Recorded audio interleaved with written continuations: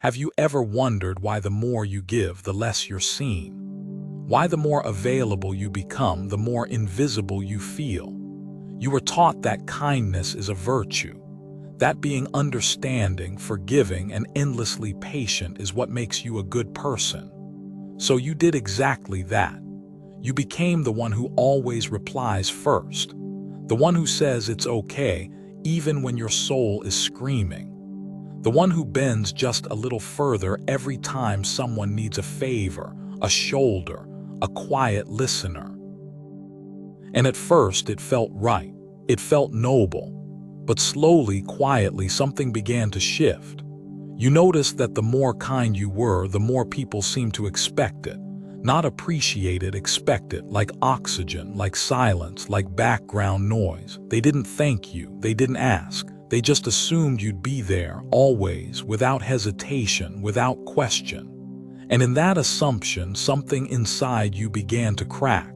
You started to feel tired, but not the kind of tired that sleep fixes. It was deeper. It was a weariness of the soul, a quiet ache that whispered, "You're being used," but you silenced it with another act of kindness, another sacrifice, another smile that wasn't fully yours. Carl Jung once wrote, "The most terrifying thing is to accept oneself completely." But how could you even begin to accept yourself when you've spent your life erasing parts of who you are just to be accepted by others? You were taught that your worth is measured by how useful you are, how agreeable, how available. So you polished your kindness into a shield, thinking it would protect you. But what no one told you is that sometimes, kindness without boundaries becomes the very thing that breaks you. That weaponizes you against yourself. Your kindness became currency in a system that never intended to repay you. You didn't notice it at first, because manipulation in kind tones is still manipulation. It's not always loud, doesn't always scream. Sometimes it sounds like, "You're such a good person." Sometimes it looks like someone calling only when they need you and vanishing when you need them. You were taught to be the bigger person, to forgive before apologies, to love without conditions. But slowly you started to realize that those who praised your kindness only did so when it served them, that they didn't admire your strength, they relied on your silence, on your inability to say no, on your fear of being seen as selfish. You weren't chosen, you were convenient, and deep down you felt it. Because every time you said yes when you wanted to say no, something in you disappeared, and now here you are, still kind, still gentle, still trying to believe that love means staying even when it hurts. But something in you is waking up, a slow rebellion, a whisper that says, "Maybe I deserve to be loved without having to be broken for it." Friedrich Nietzsche once said, "He who despises himself still respects himself as one who despises." You haven't reached the point of despising yourself, but you are dangerously close to forgetting who you are. This is not weakness. This is your soul asking for protection, for restoration, for return. Because deep kindness does not mean being endlessly available. It means knowing when to walk away. It means knowing that your presence is a gift, not an obligation. And the moment you begin to recognize that is the moment you start reclaiming your power. But this is only the beginning. Because what happens next, when you stop being who they trained you to be, when you break the role they built around your kindness, isn't just change, it's rupture. They never had to tell you what role to play. You volunteered for it long ago, even if you didn't know it. Somewhere between wanting to be loved and fearing rejection, you silently agreed to the conditions. You decided it was safer to be agreeable than authentic, easier to nod than to confront, more rewarding, at least in the short term, to please than to protect. And so, over time, without a single dramatic declaration, you became the version of yourself that the world could easily digest. Predictable. Kind, soft, non-threatening, always ready to soothe discomfort even if it meant swallowing your own. But something within you, something ancient and intuitive, has begun to stir. It senses the imbalance, the energetic deficit that accumulates each time you deny your instincts in the name of being the better person. There's a reason this exhaustion feels different. It's not physical, it's existential. Carl Jung wrote, "People will do anything, no matter how absurd, to avoid facing their own soul." And that's exactly what you've been trained to do. Not to know yourself, but to manage yourself. To shrink where you should stand. To pacify when you should speak. And to give when you should hold. You've been conditioned to believe that kindness is a moral absolute, but morality without discernment becomes martyrdom. And martyrdom, over time, becomes self-erasure. The danger is that you begin to mistake your own absence for virtue. You see, people are not always cruel intentionally. Sometimes they are just opportunistic. And when your kindness is limitless, when your energy is freely available without context, without boundary, without consequence, you invite misuse without even realizing it. It's not because you're weak. It's because you haven't yet been taught that love without containment becomes exploitation. That yes is not a virtue unless it has the freedom to also be no. And it doesn't always happen loudly. The erosion is subtle. It comes in glances not returned, in silence where there should have been thanks, in relationships where the moment you stop performing emotional labor, the entire connection collapses. Suddenly, you're not lovable, you're difficult. You're not the same. But what changed? Nothing, except your realization that you were being consumed. Niccolo Machiavelli, often misunderstood as a philosopher of manipulation, said, "The first method for estimating the intelligence of a ruler is to look at the men he has around him." Apply that to yourself as a ruler of your own life. Who surrounds you? What do they reflect back at you? Are they drawn to your truth or your utility? Do they love you or the emotional service you provide? Because those who truly value you don't flinch when you say no. They don't disappear when you go quiet. They don't punish your boundaries. But those who benefited from the version of you who couldn't say no, those who learned to drink from your well without ever checking if it was running dry, will not hesitate to label your clarity as cruelty, your withdrawal as betrayal. There's a silent war inside every people-pleaser, and it sounds like this. If I stop being everything for everyone, who will still want me? That's not a superficial question, it's a deep spiritual wound.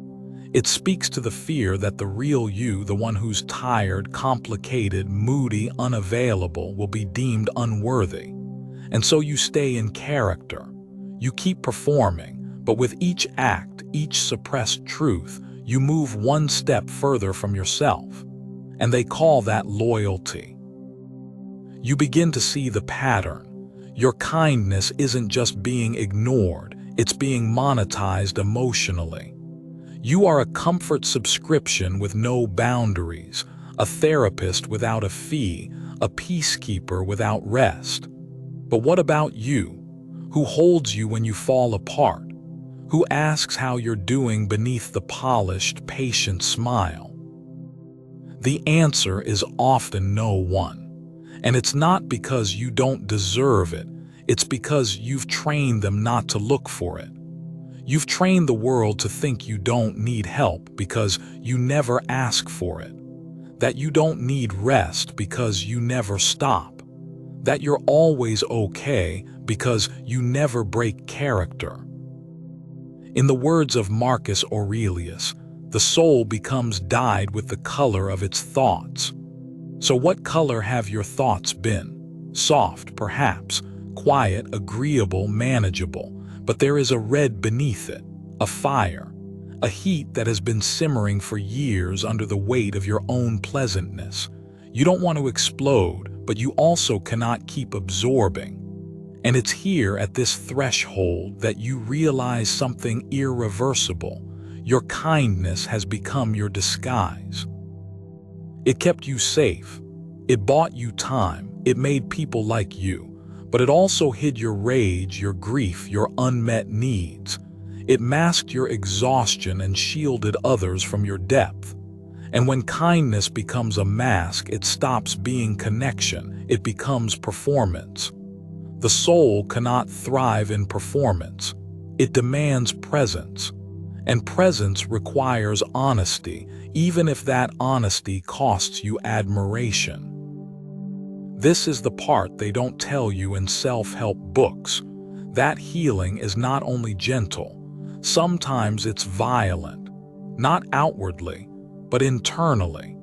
It's the demolition of the idea that you must always be loved, even if it means being invisible. It's the collapse of a lifetime of being easy to deal with. Because easy to deal with often just means easy to dismiss. Now you start to see the contradiction. The more agreeable you became, the less respected you felt. The more you gave, the less you received.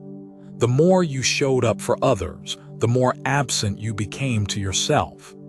This is not a sign that kindness is wrong, but that it was weaponized against you, molded into a tool that others could use to bypass accountability, to avoid discomfort, to keep you small. And here's the truth that burns like cold air in open wounds. If your kindness is only appreciated when it costs you nothing, it's not love, it's convenience. If they only praise you when you say yes, they never valued you, only your compliance. And if they leave when you stop giving, they were never with you in the first place. They were with the version of you that couldn't say enough. You are allowed to say enough. You are allowed to feel that edge in your chest, that line where giving begins to feel like disappearing. You are allowed to protect yourself, not after breakdown, not after burnout, but before, preemptively, strategically. Because the world will not pause to check your limits, it will always ask for more. And unless you define your edges, you will be eroded by the very things you once believed made you good. Kindness without sovereignty is erosion. And sovereignty begins when you reclaim your right to be inconvenient, to be misunderstood, to be unavailable, because you are not here to be everyone's answer. You are not a service. You are not an emotional resource. You are a person with limits, value, and needs of your own. And those who truly care will respect that. Those who don't will resist, withdraw, accuse, manipulate. But that reaction is not proof of your failure. It's proof that your role is no longer functional for them. You are breaking the machine they built around your silence. There is a moment, subtle and often terrifying, when you stop recognizing yourself in the mirror of other people's expectations. You look around at the life you built through kindness, through endless emotional labor, through silent understanding, and you realize that somewhere along the way you vanished. Not all at once, not dramatically, but piece by piece. With every "it's fine" you whispered through clenched teeth. With every "of course" you gave when your body begged you to say no. With every message answered at 1 a.m., every apology made to keep the peace, every smile forced when your heart was hollow. You didn't know you were abandoning yourself because the world kept telling you this was goodness. This was strength. This was love. But now something has shifted.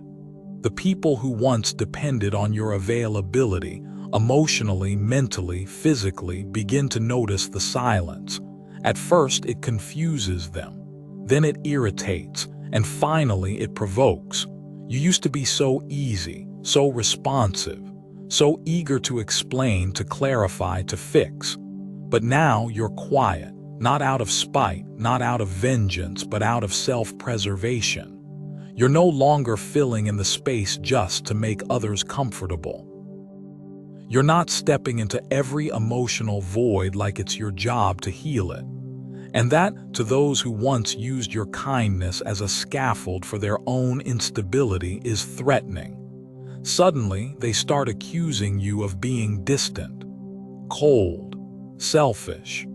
You hear whispers of how much you've changed, as if evolution were a crime, as if self-respect were betrayal.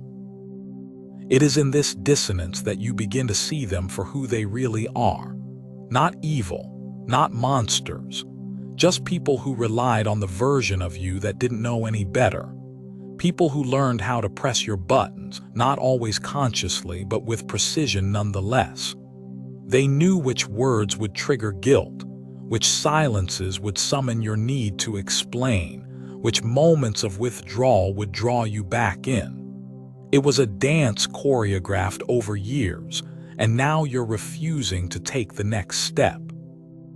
So the rhythm falters, and they panic. You aren't reacting the way you used to. You aren't rushing in with comfort, with validation, with apologies for things you never did. This is where the rupture begins. Not in loud fights or dramatic exits, but in the refusal to play a role that was never yours to begin with. You begin to see clearly that your kindness, as genuine as it was, became an emotional transaction. And the cost was your peace. You thought that by being available, you were building closeness. But what you were really building was dependency.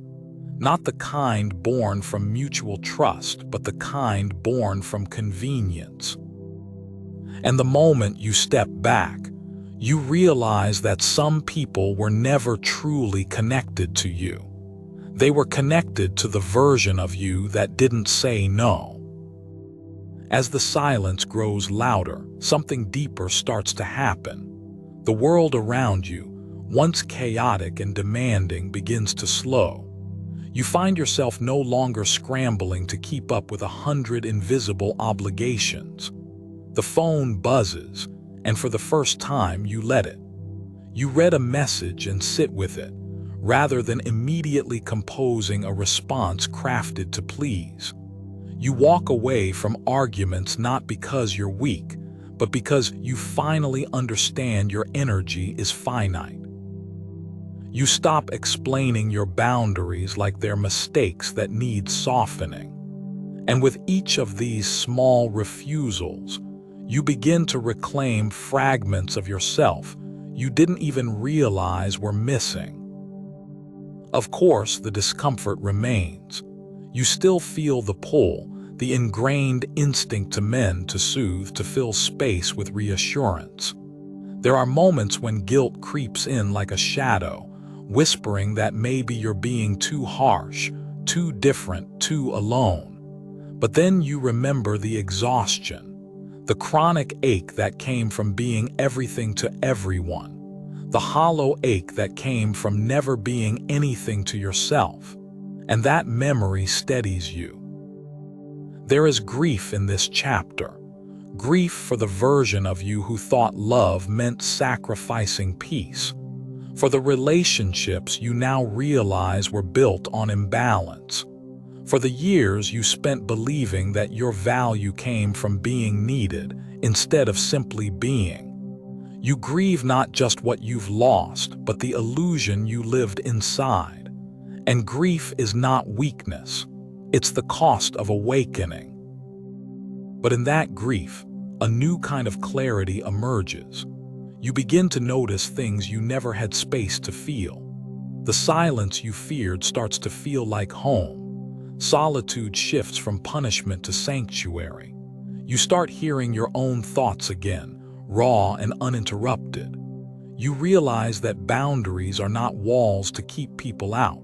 They are thresholds that allow only the worthy to enter. You understand that not everyone who misses you actually misses you. Sometimes they just miss the access they once had. And this insight is both liberating and sobering. Because once you see the truth, you can't unsee it. You start scanning your past interactions with new eyes. You see the subtle guilt trips, the conditional praise, the manipulations dressed as love. You remember the times you stayed silent to keep the peace, and realize that peace never existed in the first place, only the illusion of it. You remember the times your needs were dismissed as too much, your boundaries seen as personal attacks.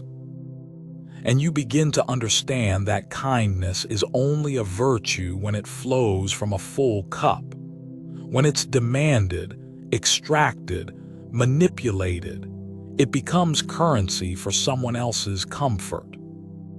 You begin to speak differently now.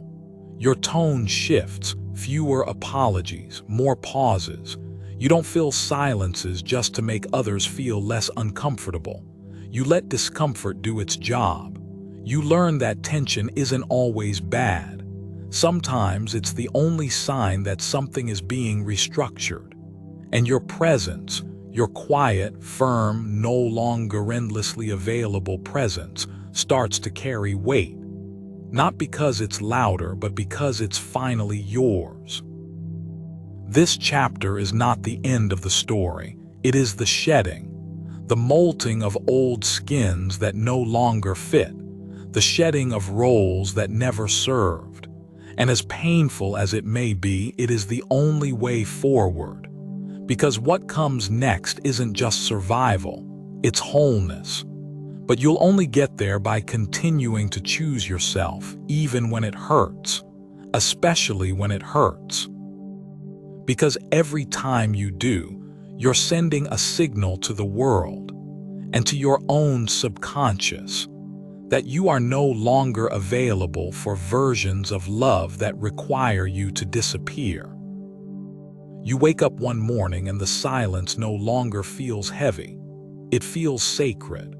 It doesn't press on your chest like it used to. It expands inside you like a breath you didn't realize you'd been holding for years. There's no longer a war in your mind about who you have to be today. No internal arguments about how much of yourself to give, how little of yourself to keep. You sit with your coffee, your thoughts, your life, and for the first time in a long time, it's enough. You are enough. Not because someone else said so, not because you earned it through service or self-erasure, but because you finally stopped measuring your worth in how much you can endure. This is the quiet that follows the storm, the silence after the rupture, after the boundaries, after the losses. You've watched some people disappear, confused by your distance, offended by your growth. You've seen the ones who only stayed when you were soft, when you were small, when you were useful. And yes, there were nights when you missed them, missed who you thought they were. But even that ache has faded now, because you've met someone far more important in their absence. You've met yourself. You've realized that kindness, true kindness, cannot come from depletion. That love is not proven through how many wounds you let people touch without flinching. That peace is not the absence of conflict, but the presence of clarity. You no longer chase after those who misunderstand your silence.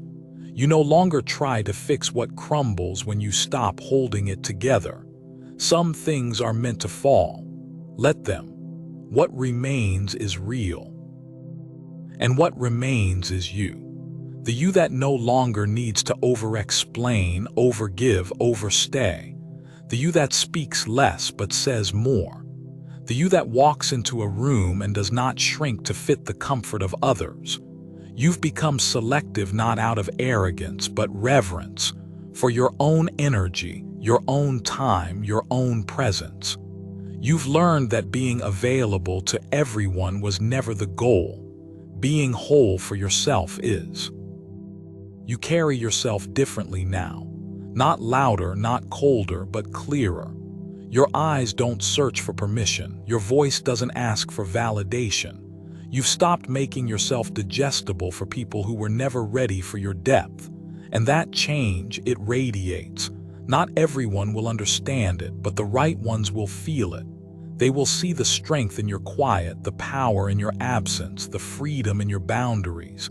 They won't fear your no. They will respect it. They won't shrink at your stillness. They will rise to meet it. Because you are no longer a mirror for projections. You are no longer a stage for someone else's performance. You are a home, and not everyone deserves the key. Some will say you've changed. Smile, because you have. You've grown beyond the illusion that love must always hurt. Beyond the belief that your softness is a weakness to be used.